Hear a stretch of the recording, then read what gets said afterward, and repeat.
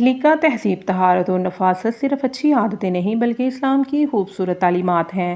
لیکن کیا آپ جانتے ہیں کہ ان میں سے ایک ایسی عادت بھی ہے جس پر نبی کریم صلی اللہ علیہ وآلہ وسلم نے خاص تاکید فرمائی؟ اس ویڈیو کو آخر تک ضرور دیکھیے کیونکہ آخر میں ہم وہ اہم بات بھی بتائیں گے جسے بہت سے لوگ نظر انداز کر دیتے ہیں۔ السلام علیکم ورحمۃ اللہ وبرکاتہ۔ محترم ناظرین، اللہ تعالیٰ نے ان لوگوں کو اپنا محبوب قرار دیا ہے جو طہارت اور پاکیزگی کا پورا اہتمام کرتے ہیں۔ نبی کریم صلی اللہ علیہ وآلہ وسلم کا ارشاد ہے، طہارت اور پاکیزگی آدھا ایمان ہے۔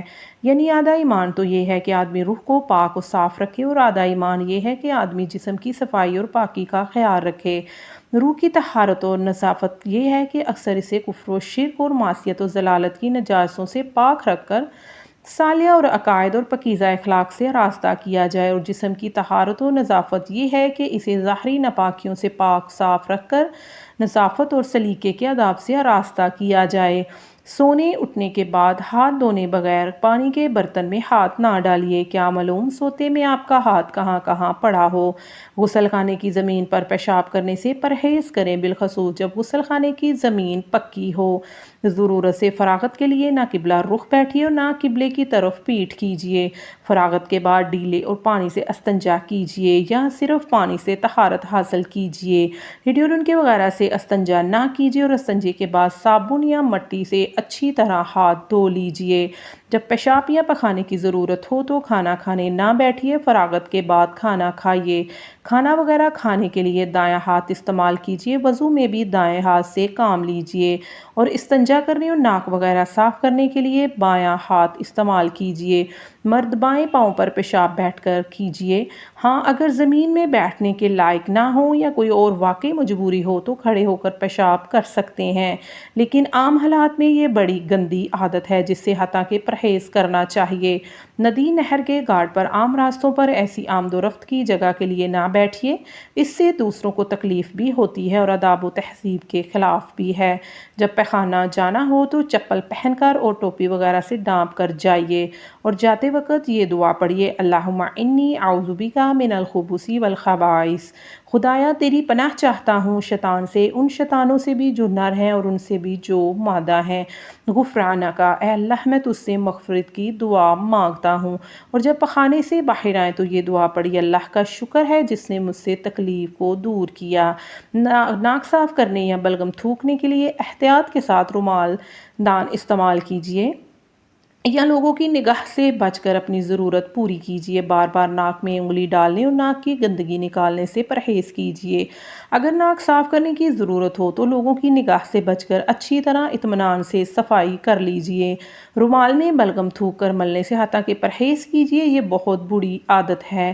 یہ کہ کوئی مجبوری ہو، منہ میں پانی بھر کر اس طرح باتیں نہ کیجیے کہ مخاطب پر چھینٹیں آئیں اور اسے تکلیف ہو۔ اسی طرح اگر تمباکو اور پان کثرت سے کھاتے ہوں تو منہ صاف رکھنے کا بھی انتہائی اہتمام کیجیے، اور اس کا بھی لحاظ رکھیے کہ بات کرتے وقت اپنا منہ مخاطب کے قریب نہ لے جائیں۔ وضو کافی اہتمام کے ساتھ کیجیے، اور اگر ہر وقت ممکن نہ ہو تو اکثر باوضو رہنے کی کوشش کیجیے۔ جہاں پانی میسر نہ ہو تیمم کر لیجیے، بسم اللہ الرحمن الرحیم کہہ کر وضو شروع کیجیے۔ وضو کے دوران میں یہ دعا پڑھیے، اشہد لا الہ الا اللہ وحدہ لا شریک لہ واشہد ان محمدا عبدہ ورسولہ، اللہم اجعلنی من التوابین واجعلنی من المتطہرین۔ میں گواہی دیتا ہوں کہ اللہ کے سوا کوئی معبود نہیں، وہ اکیلا ہے، اس کا کوئی شریک نہیں، اور میں گواہی دیتا ہوں کہ محمد صلی اللہ علیہ وآلہ وسلم اللہ کے بندے اور اس کے رسول ہیں۔ خدایا مجھے ان لوگوں میں شامل فرما جو بہت زیادہ توبہ کرنے والے اور بہت زیادہ پاک صاف رہنے والے ہیں۔ اور وضو سے فارغ ہو کر یہ دعا پڑھیے، سبحانک اللہم وبحمدک اشہد لا الہ الا انت استغفرک واتوب الیک۔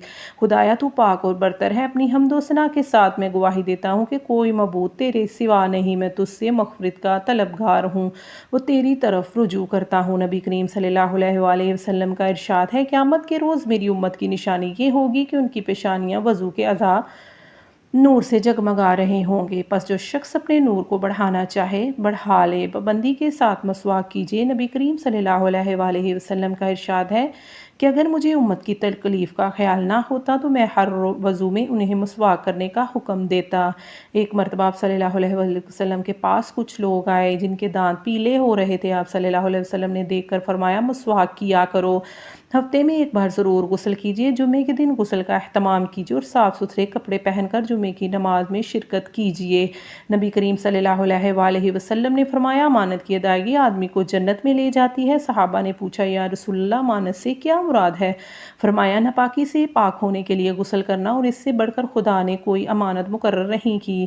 بس جب آدمی کو نہانے کی حاجت ہو جائے تو غسل کرے، ناپاکی کی حالت میں نہ مسجد میں جائے اور نہ مسجد میں سے گزرے، اور اگر کوئی صورت ممکن ہی نہ ہو تو تیمم کر کے مسجد میں جائے یا گزرے۔ بالوں میں تیل ڈالنے اور کنگھی کرنے کا بھی اہتمام کیجیے۔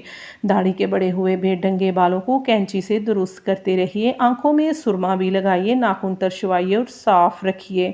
سادگی اور اعتدال کے ساتھ مناسب زیب و زینت کا اہتمام کیجیے۔ چھینکتے وقت منہ پر رومال رکھ کر لیجیے تاکہ کسی پر چھینٹ نہ پڑے۔ چھینکنے کے بعد الحمدللہ اللہ تعالیٰ کا شکر کیجیے۔ سننے والے پر یا رحمکم اللہ، اللہ تعالیٰ آپ پر رحم فرمائے کہیے، اور اس کے جواب میں یہدیک اللہ، خدا آپ کو ہدایت بخشے کہیے۔ خوشبو کا کثرت سے استعمال کیجیے۔ نبی کریم صلی اللہ علیہ وآلہ وسلم خوشبو بہت پسند فرماتے تھے۔ آپ صلی اللہ علیہ وآلہ وسلم سونے سے اٹھنے کے بعد جب ضروریات سے فارغ ہوتے تو خوشبو ضرور لگاتے۔ اللہ تعالیٰ ہمیں سلیقہ، تہذیب اور طہارت اور نفاست کی اسلامی آداب پر عمل کرنے کی توفیق عطا فرمائے، آمین۔ اگر آپ کو یہ معلومات مفید لگے تو اس ویڈیو کو اپنے عزیزوں اور دوستوں کے ساتھ ضرور شیئر کریں تاکہ وہ بھی ان خوبصورت اور اسلامی آداب سے واقف ہو سکیں۔ کمنٹس میں ضرور بتائیں گے ان میں سے کون سی سنت آپ اپنی زندگی میں پہلے سے اپنائے ہوئے ہیں۔ اللہ حافظ، اپنا بہت سا خیال رکھیں۔